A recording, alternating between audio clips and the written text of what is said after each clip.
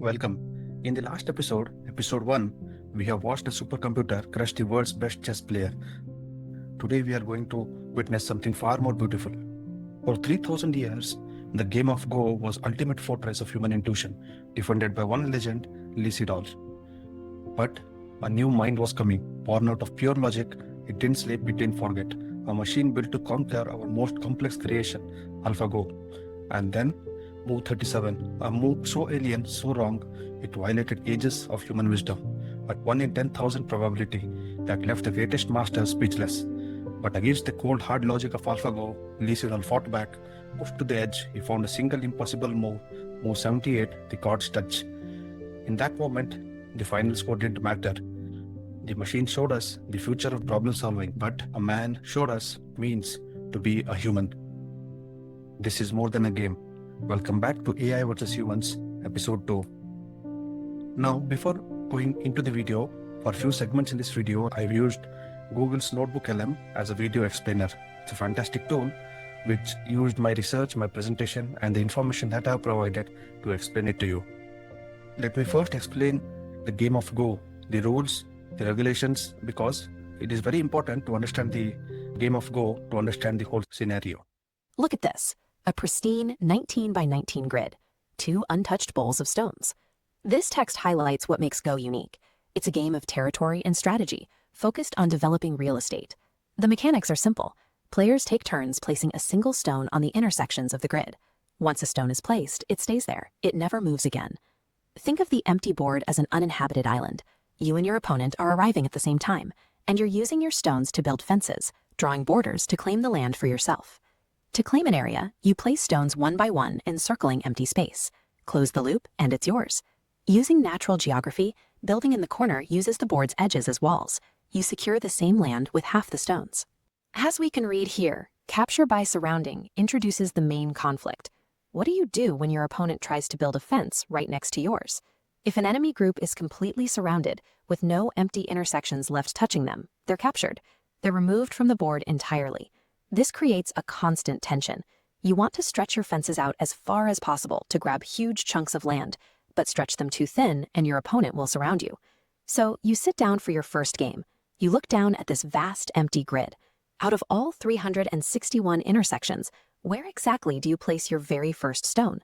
This slide outlines a concept called the line. It's a framework that helps you read the board by counting the intersections inward from the outer edge. Look specifically at the green line, the third line.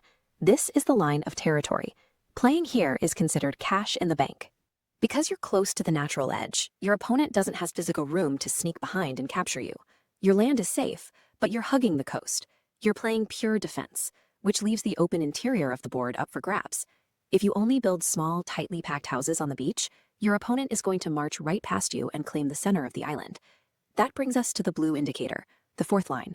This is the line of power. By placing stones just one intersection higher, you project influence toward the center of the board. You're casting a wider net, aiming to claim more real estate. But that wider net comes with a risk. Your fence is now built far enough away from the outer edge that an enemy can slide right underneath you, invading the gap between your stones and the coast. The entire game revolves around this balancing act. You have to mix the guaranteed safety of the third line with the risky outward expansion of the fourth. At this point, you might ask a logical question. If building higher up gives you more potential land, why not just build massive fences on the fifth line? This slide highlights a warning from the game's history. Playing the fifth line early is considered greedy and arrogant. Look at the purple line. If you build a fence all the way up here, there's so much empty space beneath it that an opponent can easily parachute in. They'll set up camp, survive, and shatter your borders from the inside. You learn quickly that ambition has to be anchored by safety. If you try to grab everything at once, you'll end up holding nothing. Let's put this all together and look at a real game in progress. At first glance, a mid-game board looks like pure static, a chaotic mess of black and white dots. But because you understand the lines, that static disappears, transforming into a topographical map of their plans. Down here, this player keeps stones low, locking down guaranteed points along the coast. Meanwhile, the opponent stacks stones much higher, leaving borders vulnerable to build central power. A match is really just an ongoing negotiation between two human instincts. Do I play it safe, or do I take a risk to grow? You now understand the logic needed to follow the oldest continuously played board game in history. You don't need to memorize millions of patterns or complex maneuvers to understand the story unfolding in front of you. You just have to look at the edges. Count the lines inward, and you'll instantly see who is playing the conservative banker and who is playing the ambitious explorer. The only thing left to do is sit down at a board, find an empty plot of land, and place your first stone. Hope you now have a brief idea about Go. In this game, you can't just calculate your way through Go. You have to feel it. You have to see the patterns that don't have names. You have to play moves that make sense to your soul before they make sense to your brain. This is why, for decades, AI researchers said Go would be impossible to crack. Let me show you how impossible. How 10 to the power of 170. That is the number of board positions in Go. Chess has only 10 to the power 120 possible games, and we already thought that was a lot.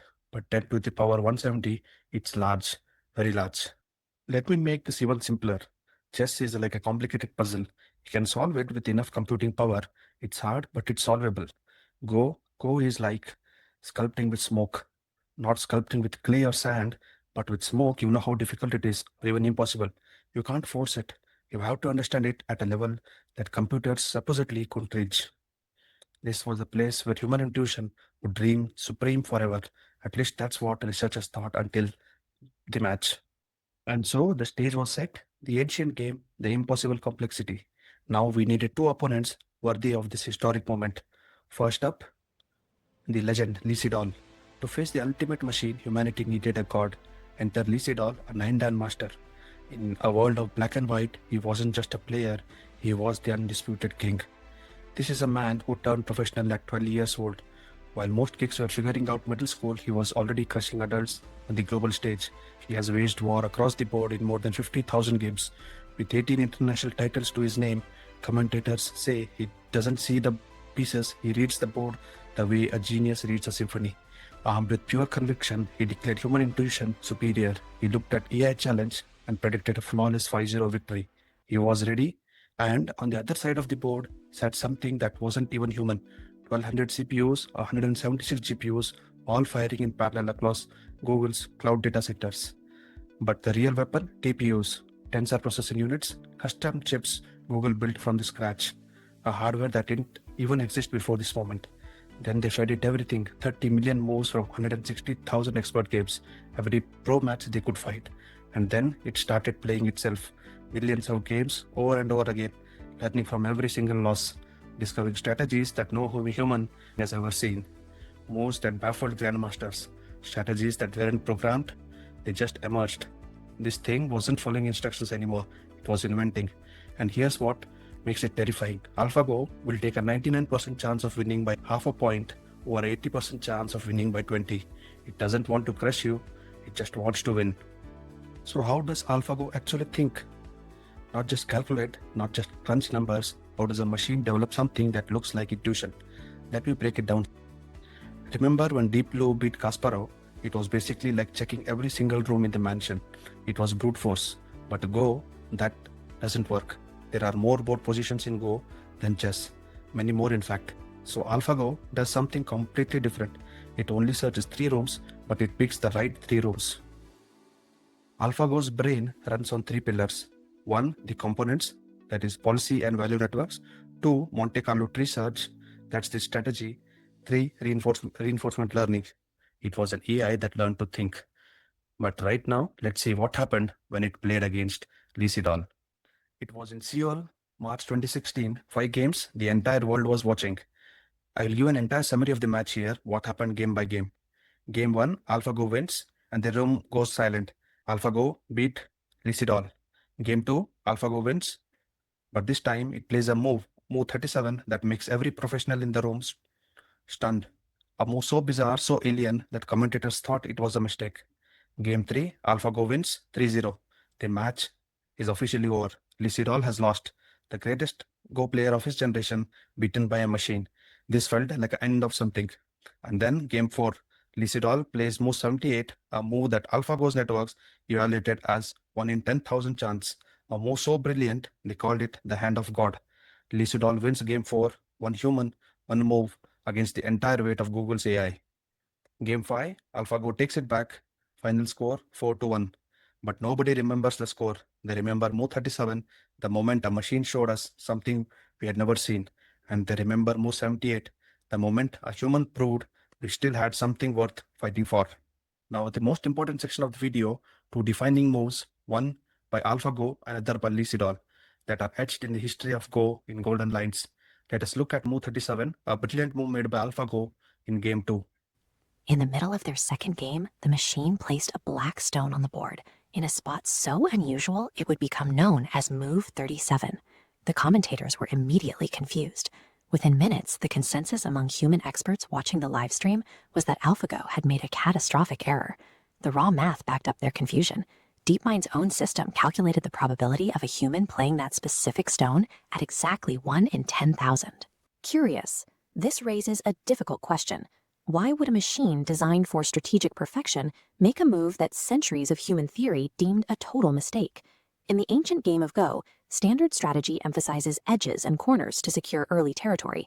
AlphaGo ignores these conventions, using neural networks to evaluate the entire board simultaneously, calculating a single metric, the total probability of winning.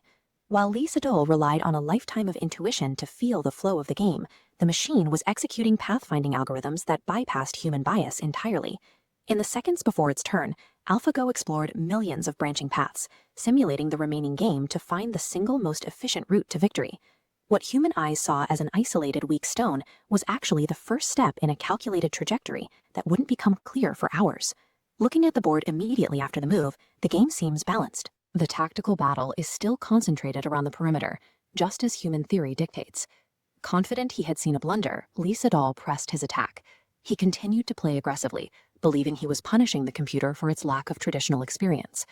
Over the next 50 moves, the conflict migrates away from the corners and spills into the center. Here, Move 37 reveals its purpose. That single stone is perfectly positioned to link with AlphaGo's late beat formation, trapping Lee Sedol's pieces in an inescapable net. AlphaGo hadn't made an error. It had set a long-range trap that dictated the balance of power dozens of moves into the future. When the trap closed, Lee Sedol sat in silence. One of the greatest masters of human creativity had been systematically dismantled by a line of code. AlphaGo's victory was absolute. It proved that machines had finally reached a level of play that no human could match. Professional players spent the following months tearing up their training manuals to study the logs. Centuries of human strategy were secondary to the machine's findings. Move 37 effectively ended the human monopoly over Go strategy, decentralized centuries of tradition, and replaced it with machine-led logic. Observers famously describe the move as feeling like a god touching the board, only this time the god was made of silicon. Move 37 proved that machines can transcend our instructions, revealing strategic possibilities that have remained hidden from us for thousands of years. Now, in the Move 78, let me explain it to you. Going into Game 4, the situation was bleak. AlphaGo had cleanly defeated Lee Sedol in the first 3 games of the series. Computer scientists were already drafting obituaries for human intuition. The tournament outcome was already decided.